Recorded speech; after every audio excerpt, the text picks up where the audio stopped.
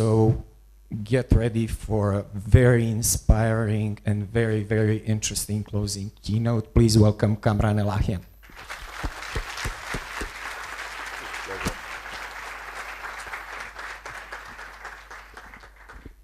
Hello. How are we feeling? So nice. Yeah, let's hear that one more time. 1, 2, 3. Woo! All right, that's even better. So, what I'm going to talk about today is iTechpreneurship. And we are talking about how to create chaos in order to avoid chaos. Now, that might sound a little bit strange. You should know my name in Farsi, I was born in Iran, is Kamran, and in Japanese is Kamiran. Kami is God or creator, Ran is chaos. So any problems you have ever had in your life, you're looking at the troublemaker who caused it. And you don't have to be Japanese to suffer from me. I have a global reach, and I create trouble everywhere. So before you feel so good about going, woo, woo, all of that, wait and see how much trouble I make in Montenegro.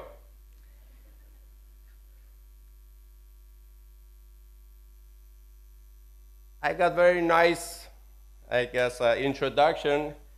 Thank you, Vanya, and wonderful to have, I guess, Nikolai, a whole UNICEF innovation team be welcoming me in here. But just wanted to give you a quick background about what I have done. First part is the global entrepreneurship. At 25 years, started 10 companies, 3 of them failed.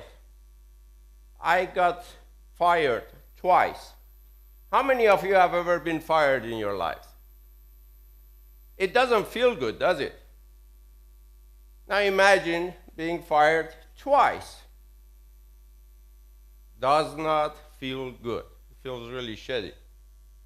But what is amazing is if you don't commit suicide, if you don't get depressed, and look at it as maybe universe has a bigger plan for me, you might actually be surprised. A few weeks, a few months, a few years later, you say, thank God I was fired. Because when you learn from it, you actually become addicted. And you say, why shouldn't I push the edge again? And I accept the fact that I might be getting fired again. And if you have survived through it a couple times, what's the big deal? Now, I said I started 10 companies. 3 of them failed, got fired twice, but 6 of them were successful. 3 of them were acquisitions, like CAE Systems. This was the first company I started when I was 26. And before I was 30 years old, we sold it for $75 million. And 3 of them were IPOs, unicorns, multi-billion-dollar IPOs. Cirrus Logic was the father of fabless semiconductor industry. I'm not going to describe what it is, you can check it out, but before Cirrus Logic, anybody who wanted to start a semiconductor company, a chip company, had to go and build a huge fabrication facility. We used the software, the technology, to overcome that barrier and allowed many, many, many more people have the ability to enjoy the chips. Neomagic was the first company that did the full system in a chip. Before Neomagic, you had to have chips for memory, chips for logic. Your CPU, your memory were separate. Neomagic was the first company that figured out how to bring these together. And Centillium was the first broadband company. We invented ADSL. How many of you remember or know what ADSL is? Well, Centillium was one of the fathers of ADSL. So that was the first 25 years of my professional life. As I said, I was born in Iran. I had this crazy dream that I have a role to play in creating peace in the world. Talk about having a great dream, crazy idea. And since age 8, I used to go and tell my parents, whenever they were in a party talking with each other, I would go and tell them, why are you wasting time? Just gossiping, sitting around, socializing. They said, what do you mean? I said, why don't you go and bring change into the whole world? Make the world a better place. And they said, come on, go and finish your dinner. You know, what the hell are you talking? You're only 8 years old. And when I was 17, I told my parents, I'm going to go to America. And they said, why? We have never been there. It's far away. Who are you going to meet? Who is going to take care of you? And I said, that's where my life is. I knew that. I followed my dream. In Iran, I was a horrible student. I graduated high school with C+ average. So imagine trying to apply to a good university in America with such a lousy GPA. But I wrote to God knows how many of them. All the universities, anybody, I would write to them. And finally, one of them accepted me. But when I came to America, I felt liberated. I found out I didn't have to sit in a classroom. I could just take classes, and if I passed the test, it's okay. So I was 20 years old. I had a degree in computer science and a degree in mathematics. I was not even 22 when I got my master's degree in computer graphics. So all of these were preparing me for a life of high-tech entrepreneurship. Then, the next phase of my life started, which is, here we go, the venture capital. Created a $350 million global venture capital fund with investments in US, Japan, China, India, Israel, and Singapore. And we had some amazing investments, a couple that I'm very proud of. One was BSIM. BSIM is one of the fathers of 4G technology we all enjoy. And this was my team from Centillium that started that, and I was their founding board member investor. And another one, which is an amazing company, is SoundHound. You may not be super familiar with it. Their most advanced, newest product is called Hound. It's not available outside North America, but keep your eyes open. If it comes, you will see what artificial intelligence is all about. And maybe at some point during my stay here, I can give you a couple demos to show you where the future is on artificial intelligence. So, 20 years ago, my wife and I decided that we should invest our time in global philanthropy. Why do we need to have more than one house? We decided, okay, we were lucky, we made a lot of money. Why should we buy 2 homes, 3 homes, 5 homes? Why do we need a corporate jet? Why do we need a yacht? If you ever wanted to have any of this, you could rent it. But do you really want to have your corporate jet? So lonely. Many of my friends who are billionaires, they take me with them. I much prefer a regular commercial airline. their business class, first class is fantastic. Why do you need so much? So we decided we give our money in 1996 to create a global foundation. And as part of our plan from my childhood to try to change the world for the better, we started to work in 36 countries. What did we do? We worked with schools to donate computers to them, to set up computer labs, pay for broadband be brought there, and train tens of thousands of teachers in 36 countries in 6,400 schools to start the internet revolution on a global basis. That's what we did between 1996 through 2003. The program was called Schools Online.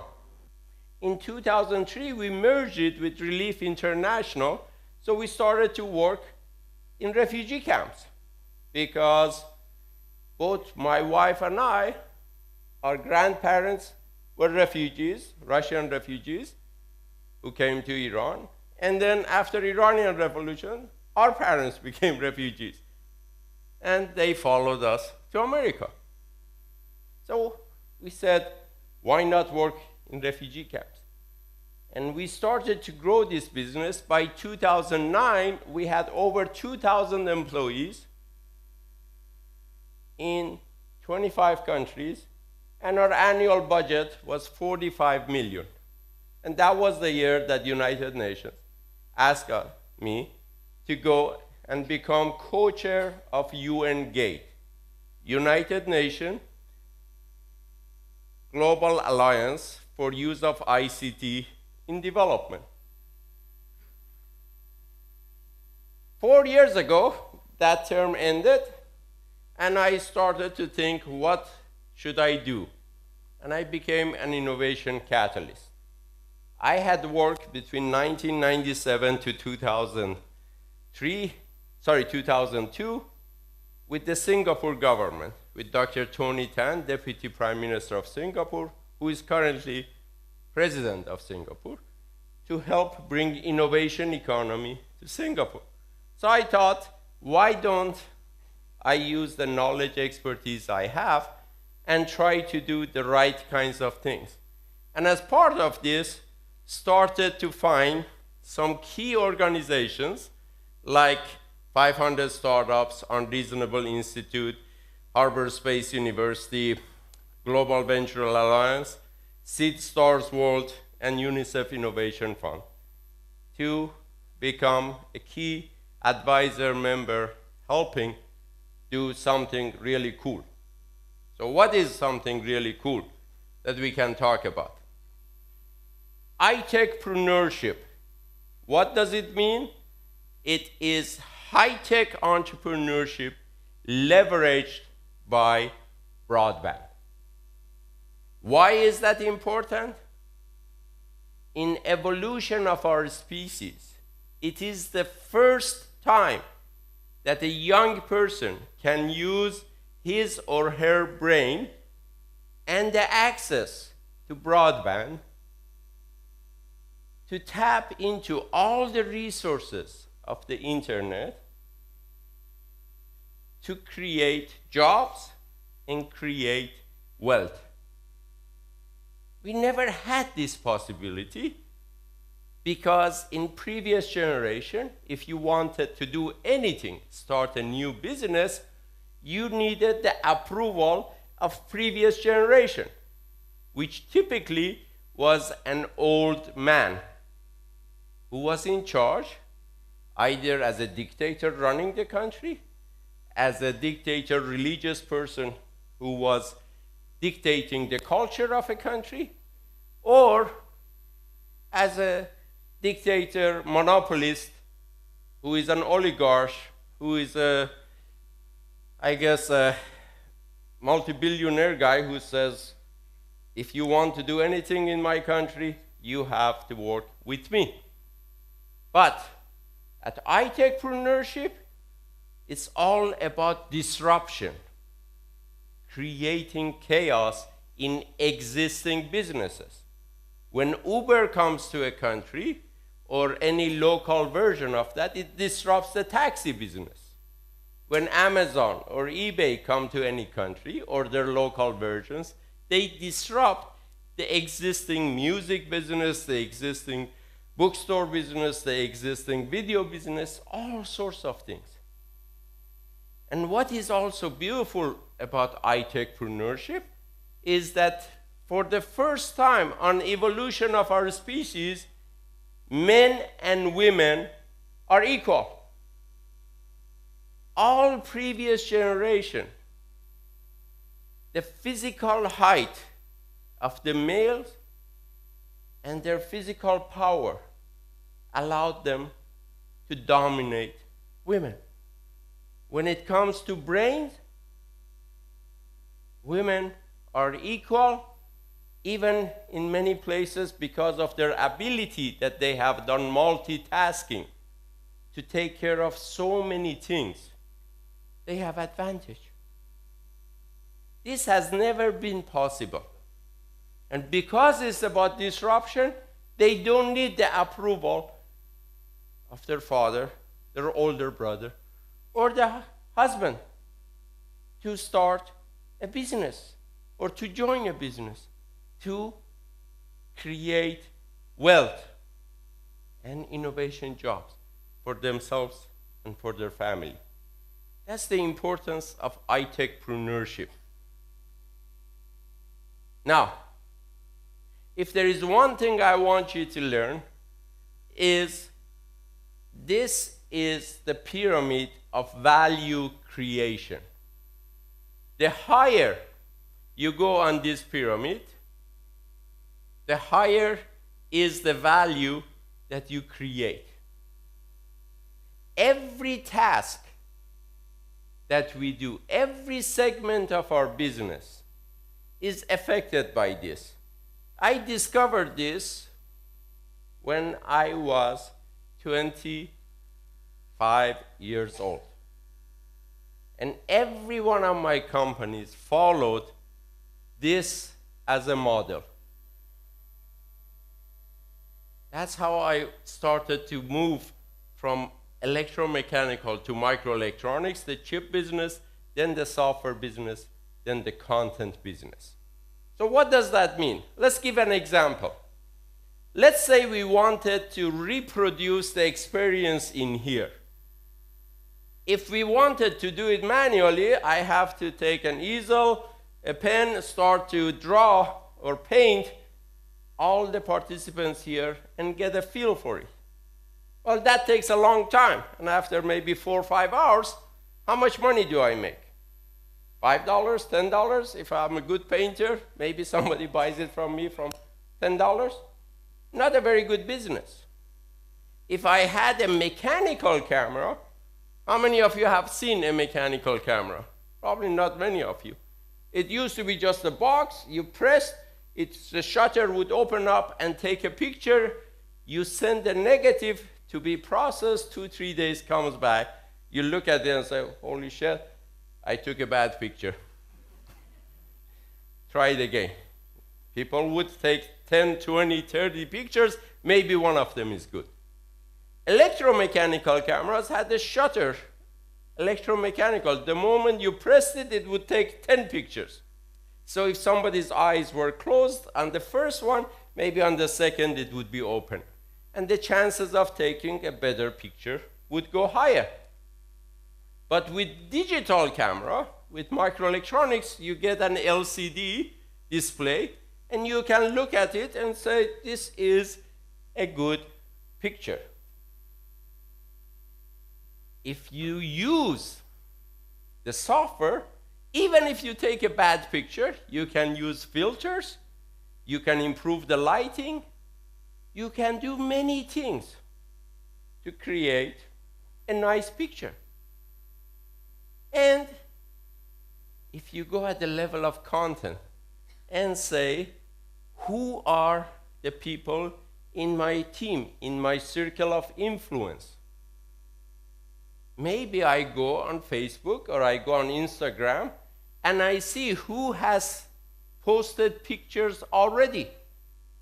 And I use some algorithms to patch them together to create a 360-degree view of what is happening here. And that has a lot more value. Any task. The most recent one we saw in automotive. All the car companies were stuck at electromechanical. Mercedes, VW, Toyota, Nissan, Honda, all of them. Tesla came not just as electric car, it used huge processing power, created a new platform for all of the software, all of the content. You drive a Tesla, you go over a pothole, it captures it, passes it to the Tesla behind you. So that one doesn't go through the same pothole. And allows you to go towards driverless cars using artificial intelligence. That's why Tesla, being only a 7-8-year-old company, has value higher than General Motors, than the biggest car companies out there. So the purpose of an entrepreneur is to observe when are these movements going, so that we are going from microelectronics to software, or from software to content, or from electromechanical to microelectronics. In any field, anything you are doing. If you use this as your model, what is coming up next? That's how so many of my companies in so many different fields were successful. Now, another thing you have to pay attention to is the mega trend. What sorts of big things are happening globally? Well, one big mega trend is the price of oil and gas and coal has been dropping. That's good. We don't pollute the air. We might have a chance to save our environment. In the last couple years in US alone, over 250 coal plants shut down. Regardless of whatever our crazy president might say, coal jobs are not coming back because it's old, stupid technology. And oil and gas will be worth zero in another 20, 25 years, maybe even sooner. So, that's the good news. What's the bad news? There are many countries which are affected by the drop of price of oil. This was the research I did in 2013, 4 years ago. This is the list of those countries and what percentage of their economy is adversely affected because of drop of price of oil. And this is the list of the impacted countries because of drop of price of gas. If we combine the two lists, many of them are common countries, altogether globally we have about 45 countries which have been negatively impacted. Their economy is in bad shape, and 38 of them happen to be in Asia, Central Asia, Middle East, North Africa, Central Africa. Guess what? All developing countries, almost. 38 of them. What my research showed, which was quite crazy, is 32 of them are Muslim majority countries. Why is it important to bring that into the picture? 32 countries, almost 1-to-1.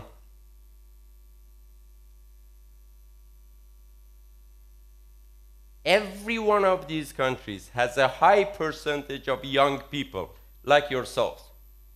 Unemployment rate above 30%. Now, if you don't have a job and you're in one of these countries, guess what? You don't get a wife. If you're a young man, the father of bride will not approve the marriage. Imagine if you're a young man in one of these countries. It's typically run by an old man as a dictator, and you don't have a job, and you don't get a wife. That's pretty bad. You have no hope. It's actually worse. No wife, no sex. No sex outside marriage allowed. In here, if you don't have a wife, you don't have a girlfriend, you don't have a boyfriend, you can go to the bar and get drunk. Forget about it. In Islamic countries, no alcohol. Just think about the pressure it creates on the young men in these countries with unemployment rate above 30%. There are about 20 organizations who go and target these young men, and they say, you don't have a job? We give you a job. We give you training. We love you. You want a wife? We have women who love to marry a jihadist warrior. Say, what are these organizations? We only hear ISIS, ISIS, ISIS. It's only one of them. It's Al-Qaeda. Al-Qaeda in Peninsula. Al-Shabaab. Jamaat Islamiyah. Boko Haram. Nusra Front. So many of them. And what has the effect been? 2014 was when the price of oil dropped. This is the number of people who were creating terrorist incidents per month. Below 50 in 2014, 2015. Once the economy went down, it jumped up to around 150 per month.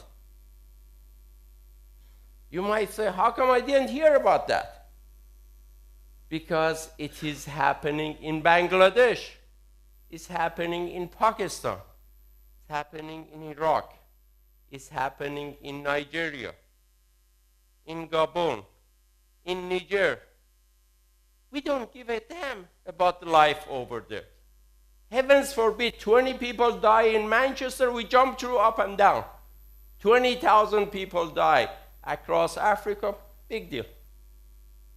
And our stupid president goes and says, this is a war of Islam against Christianity. Guess what?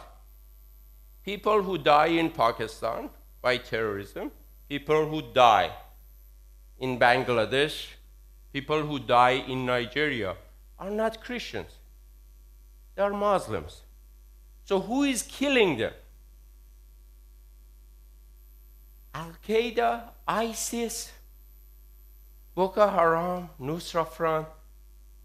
These are all a small branch of Islam called Salafis, and within Salafis, a small branch of Salafis called Wahhabis, which are extremist people. Less than 1% of Muslims belong to that. And we judge all the Muslims, the 99%, based on the actions of that small group of people. And guess who is supporting Wahhabis? Any ideas?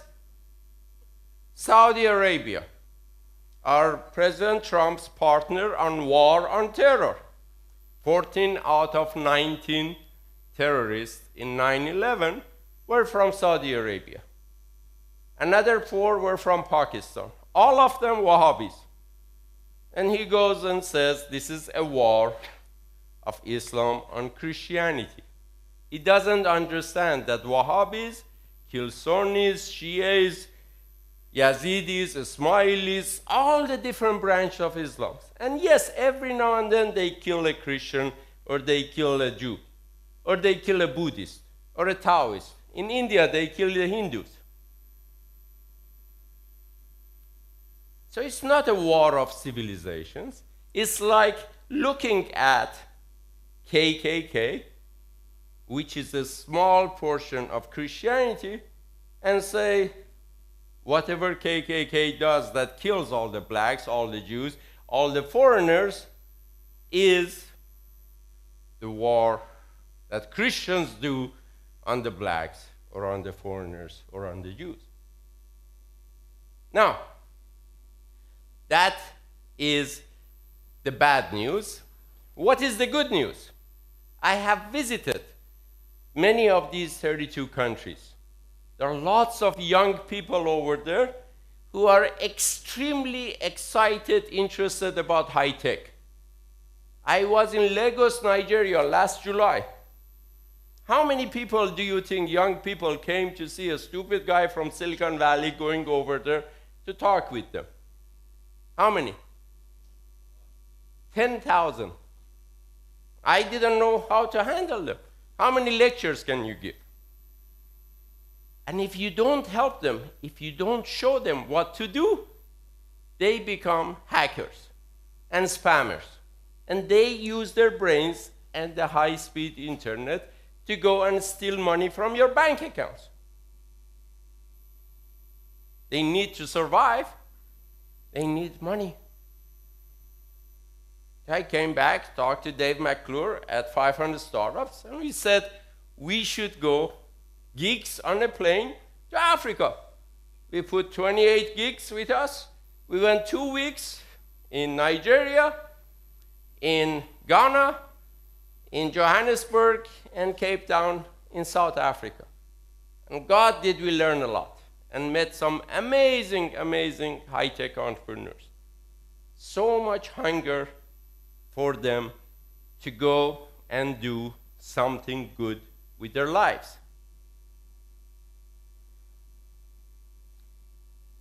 So what's the answer to go from fossil-based economy to innovation economy? We have this project called I-AMINA. I for broadband. AMINA is Asia, Middle East, North Africa. What do we do? Our goal is to create 10 million innovation jobs in 10 years. You might say, that's crazy. How could one do that? Well, we have 5 stages in creating a successful business. First is inspiration. We need to inspire 50 million young people to think about, maybe I'm not a victim. Yes, my government is run by some crazy, corrupt dictator, but I'm not a victim. I have a chance to bring change to my country and to the world, like little Kamran did when I was 8 years old. Do you decide that you are a victim, or do you want to go and be an agent of change? All within your own mindset. Well, you inspire 50 million people. Not everybody is brave enough to go and become an entrepreneur. statistics are less than 5%. So I say 2% of them could become entrepreneurs. They come up with an idea, but ideas, as you saw this morning, ideas are dime a dozen. Max was talking about his father had so many great ideas.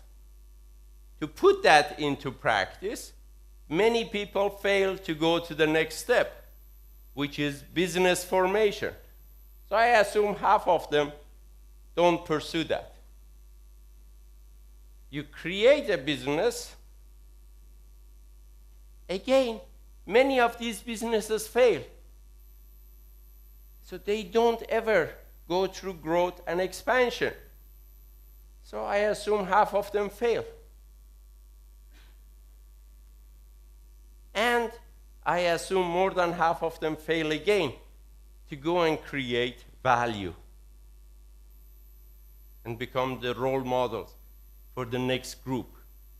But if we create 100,000 companies, each one of them on average having 100 employees, that's how you get 10 million innovation jobs across these 32 countries. Doable. Absolutely doable. We need to teach iTechpreneurship, which is high-tech entrepreneurship leverage by broadband. But we need to also teach investment in iTechpreneurs. In many of these countries, there is a lot of money, but people are afraid to invest it in high tech. They invested in real estate. I'm sure you have seen many of the people in Montenegro invest $5 million in a building, but you ask them for $5,000 in your company, they say, no, no, no. Because they're not familiar, they're afraid. And we also need to teach everybody that it is important to do positive social impact. Don't teach people to go and set up an internet gambling site. Don't teach them how to do hacking and steal money from people. It should be something that benefits society. And that is not charity. If I ask you, who is the #1 biggest positive social impact company in the world, who would you say? Any ideas? Elon Musk, absolutely, with Tesla, with PayPal, with SpaceX, with solar cities. Who else? Google brought all the knowledge of the world into our hands for free. Google, the biggest social enterprise. Wikipedia, Apple, Facebook connected 2 billion of us to be able to share ideas with each other from all countries in the world. So you can do a lot of good and make billions of dollars. So it's not charity.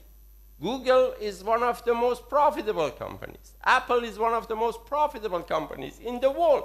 So is Facebook. So you can be good and make a ton of money. Actually, top 6 biggest value companies in the world, 5 of them are high-tech companies who do good work. How does one go about this? There is a top-down that you have to work with the governments and advise them how to change their laws, how to create an innovation ecosystem. And I work with various different organizations to do this. I also have access to a large number of professors at UC Berkeley and at Stanford, that because they are my friends and they understand our mission, I can ask them to go to anywhere in the world and teach stuff for a few days, a few weeks. They do that. Then it's the bottom-up approach. How to create viral videos, how to promote the role model projects, how to create an ecosystem map. I have classes on entrepreneurship, some online, some on campus. How to set up funds all over these 32 countries. And how to create the models of success to go back. And on each one of these, I work with a number of organizations that I already told you, including UNICEF Innovation Fund. So this is the list of organizations that I work with, and every one of them is my hero. Every one of them has figured out a way to go and find ways to impact the world in a positive way. I'll tell you a couple of them, 500 startups. You're all familiar with them? In 6 years, Dave McClure and Kristen Tsai started from nothing, followed the dream, raised close to $300 million, and have invested in 1,800 companies in over 60 countries. And if you go to any of 500 startup events, you will see half of the people in 500 startups are women and half are men. I'm the old fart in the group. Everybody else is 20-something to 30-something. That's the power of the youth using their brain. How many of you are familiar with Seed Stars? Where is Seed Stars? Here. It started 3.5 years ago from Lausanne in Switzerland. And guess what? Last April, we had our annual competition. The team had gone to over 60 countries. And in each country selected champions, did one-day pitching competitions, one-day acceleration, pre-acceleration programs. And last April, just last month, we had the event in Lausanne and selected the world champion, which got $500,000 investment. Any of you who are looking for an opportunity to learn a lot, go and apply. When they come in here, select you as part of one of the countries, then you have a chance to compete regionally and then compete globally, like FIFA. And the winner gets $500,000. Check out what UNICEF Innovation Fund does. Amazing organization. Nikolai can tell you about what they do. They have 3 of them in here, and there might be in the audience some people from Innovation Fund from Kosovo. They were supposed to come, a few of them. Amazing impact working with young people, investing in them. So, I will finish my talk just saying that the best way to predict the future is to create it. Don't see yourself as helpless, as a victim, somebody who is screwed because the world is bad. Actually, the world is fantastic. Don't listen to negative people who are talking about fear, intimidation, hate. Zero in on the ones who are brave, who talk about cooperation, global citizenship, because no matter where we are coming from, if you study genetic engineering, 99.99% of all of our genes are the same. We are all brothers and sisters. And I give you a huge virtual hug and kisses as a global citizen to my brothers and sisters. Love you all. Thank you.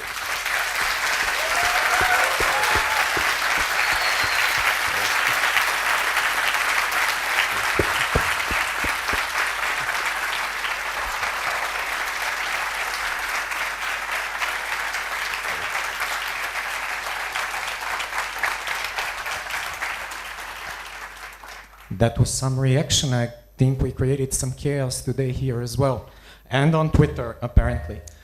Okay, so here how it works. We'll be talking, and I will be asking some questions to Kamran. If at any time you want to ask a question, just raise your hands. We have 2 mics in the audience, and then we'll go to you from time to time. So, starting now, if you want to ask a question, just raise your hands and we'll get back to you.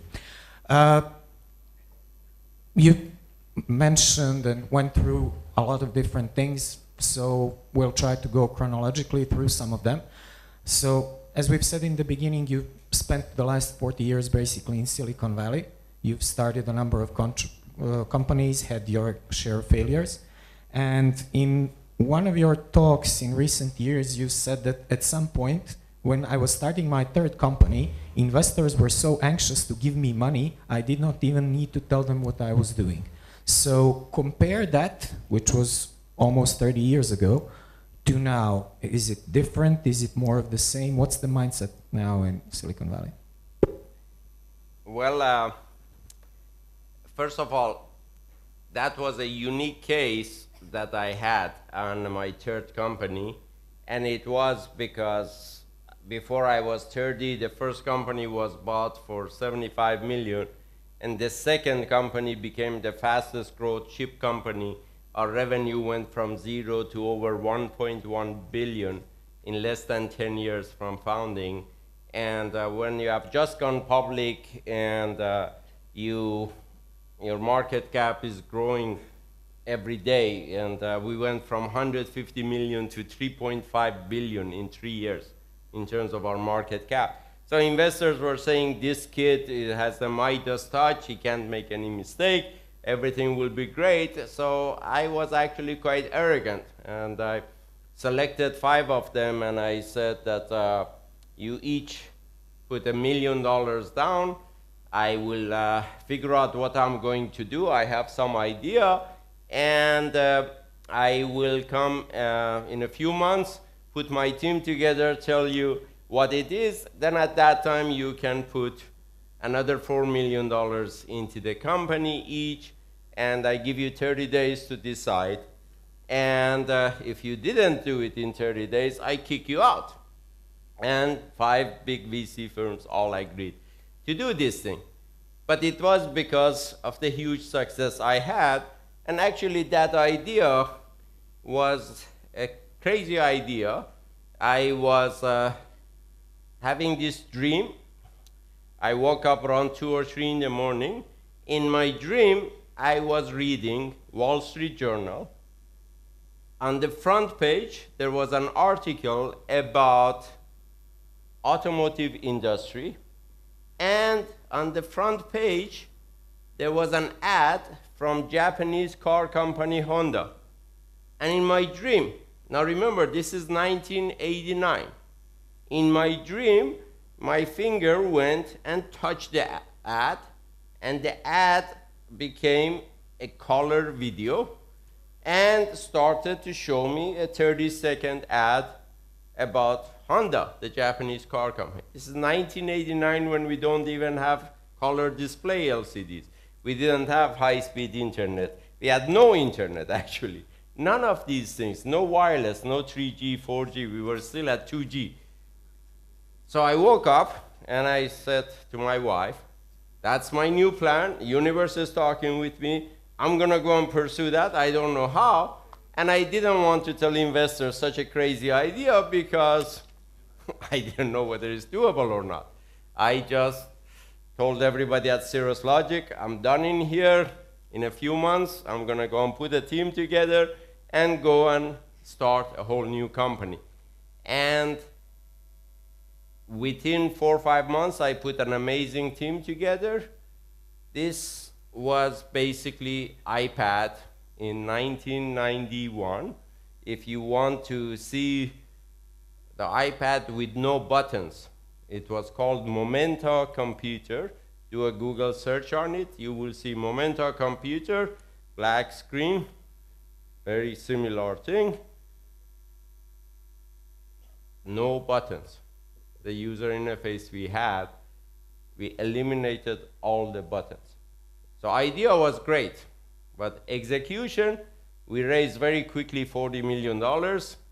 We went and I had the most amazing team with me. I would hire these presidents of other companies. I hired the chief operating officer of Apple to be my COO.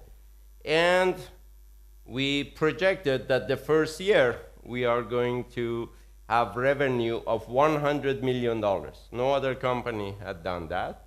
In the first quarter, we shipped about 5,000 units. Each one of them were about $5,000. So our first quarter revenue was $25 million. And we said, wow, we are on plan. Everybody wants our product. Second quarter, they all started to come back because nobody knew how to use this new tablet. All they had to do was use their finger or a pen, put it on the screen, hold it on. After a few seconds, they would wake up. They all returned it and said, no button, nothing, this doesn't work, return that. And we didn't have the money to run TV ads like Apple did, to run a few $100 million worth of TV ads to go and promote a touch and new style of user interface. Now, 15 years later, 18 years later, when iPad came, you know, it was a very different story, and Apple did a phenomenal job with actually started with iPod, then iPhone, then iPad. And so it's execution that matters. But what is more important, I would think, or more relevant to the audience in here is my first company. Because when I was starting my first company, we didn't have internet, we didn't have broadband. We had to buy all of the servers ourselves.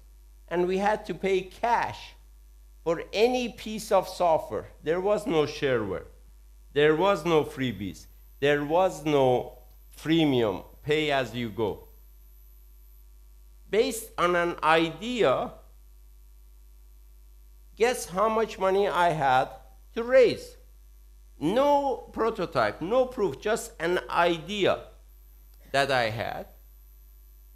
I needed to raise $1.8 million. This was 1980. $1.8 million based on my idea that I was saying, me and my team, we are leaving Hewlett-Packard in Palo Alto, Incorporated Engineering Labs. They're all geniuses. Give us $1.8 million. We have this idea to design a new engineering workstation that would allow chip designers to design chips that work. And we had no way to make a prototype to show it. We needed to raise that much money. Now, in 1980, if you were an immigrant, you wanted to raise any money, let alone 1.8 million, the VCs would come and say, immigrants make good engineers. But you can't be CEO. CEO has to be American, white, 6'4", 190 centimeters, that type of a person. No women, no immigrants, nothing can be the boss. What are you talking about?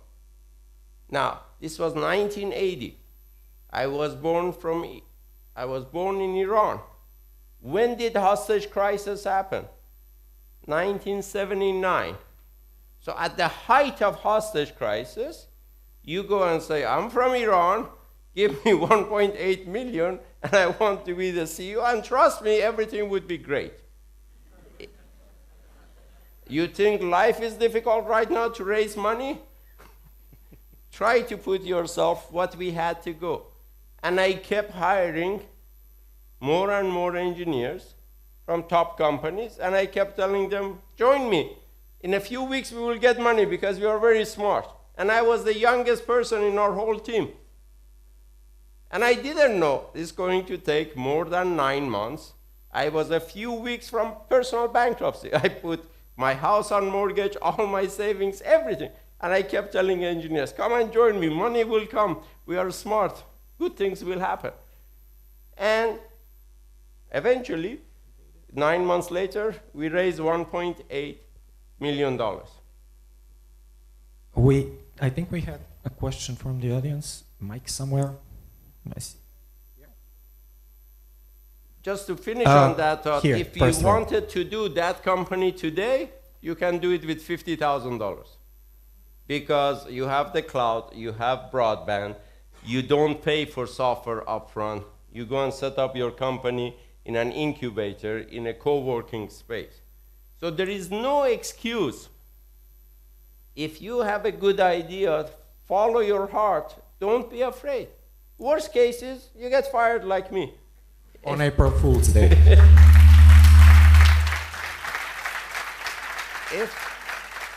If a guy as ugly, as fat, as bald, as stupid as Kamran can make it, any of you have much better chance to become successful.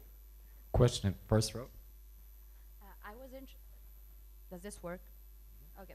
I was interested in, are you planning to create a better future for women in this program that you were mentioning in Africa? Because we all know how difficult it is for women there, and you said it yourself. So a father would not let a woman to go with a man who has a job or has another job, but how are we going to change that to let a woman choose if she wants to go with that man, if she wants to get a job, especially in tech industry? Is there like a plan that you are... Absolutely, absolutely. Again, it goes with, as I said, the brain, the power is there, the brain power is there. Broadband is available equally to men and women. And the woman does not need the blessing of the father to use the internet to go and set up a business. Can do it in her own classroom, in her own bedroom, in her own thing, and set up a virtual business. That's the beauty of it. And because it's all about disrupting existing businesses, and because you don't need any natural resources, doing work and creating companies online is very different. Our foundation helped one of the companies from Gaza. How many of you are familiar with the conditions in Gaza? It's because of Israel has put these walls around it, there is absolutely no way to get anything in and out of the country. And every other day, the power is cut off, the water is short, all these horrible conditions. A company called Mashwiser started in Gaza, and we actually arranged for Dave McClure to go to Gaza. He went over there, met a whole bunch of companies, selected one of these, became an advisor to Gaza Sky Geeks, and Mashwiser, which is one of the companies helped by Gaza Sky Geeks, was on the cover of Forbes Middle East, and the founders actually were invited to come to Silicon Valley, and Y Combinator invested in them. And it is doable because you use broadband and you don't need physical goods to go back and forth. It's the bits and the algorithms. And whatever you do, you don't need the blessing of the previous generation. So it's a very, very unique situation on evolution of our species to help women create wealth and have a transfer of wealth from old men to young boys and girls. And with money comes power, comes ability to change the future of any country for the better. Not through violent methods, just through nice, slow progression of creating wealth and creating jobs that the old generation has no clue what is happening.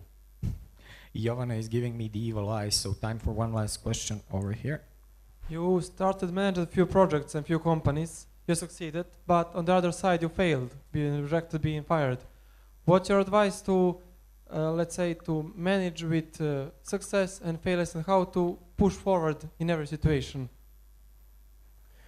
there is one of my dear friends is a Taoist monk, and we were climbing up some mountains in China together, and he said, you know, a lot of shit happens. It's a monk talking. A lot of shit happens in the world. You cannot control it.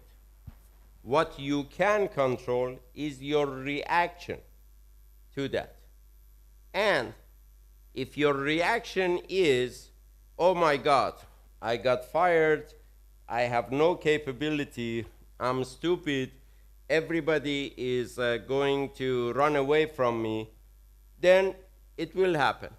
If your reaction is, I'm trying to climb up a mountain, and every now and then you go up and you fall down, or you hit an impasse, you come down a little bit, and you find another way, and you move up.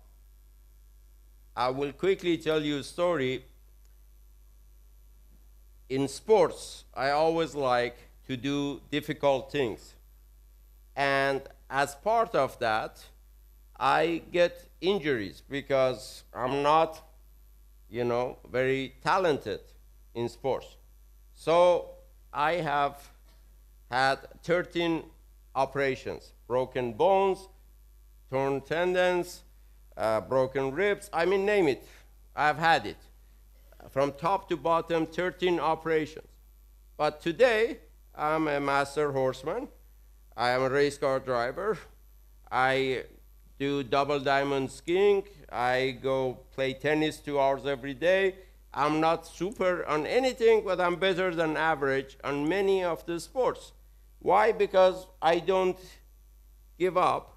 And one time I was skiing at a level, double diamond, way above my abilities, and I fell down, and I lost my right shoulder. And I could not play tennis because my arm was just like this. I had a 3.5-hour operation, rotator cuff injury. Now, very painful operation, big injury.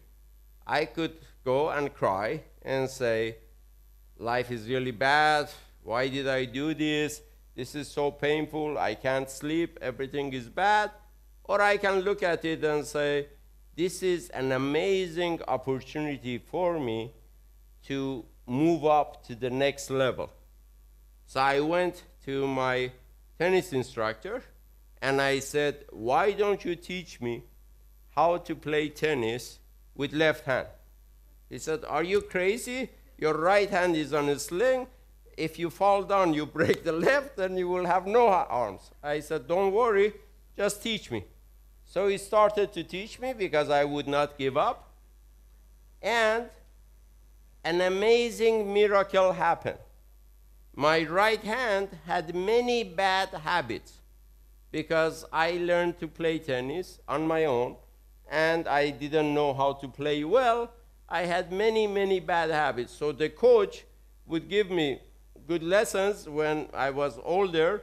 I hired a good coach, but I wouldn't listen. I had these bad habits. But my left hand was a virgin, had no bad experience. So I listened to the teacher. I learned how to hold the grip, how to follow the things. And 6 months later, when this shoulder hit, I became ambidextrous. I could play with the right hand or with the left hand, and actually the knowledge of left hand went to the right hand. So I would go and play with my friends.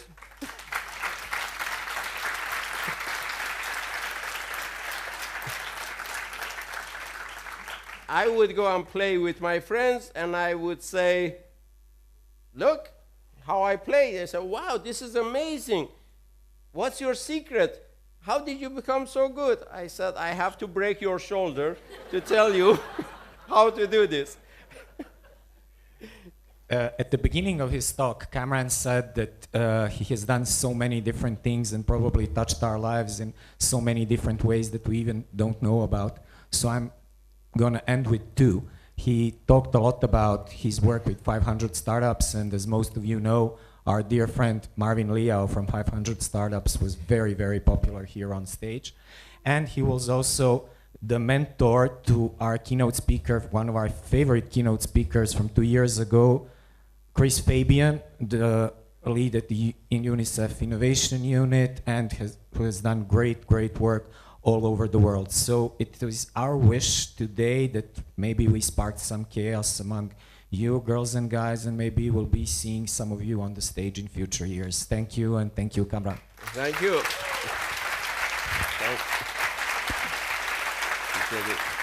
Thank you.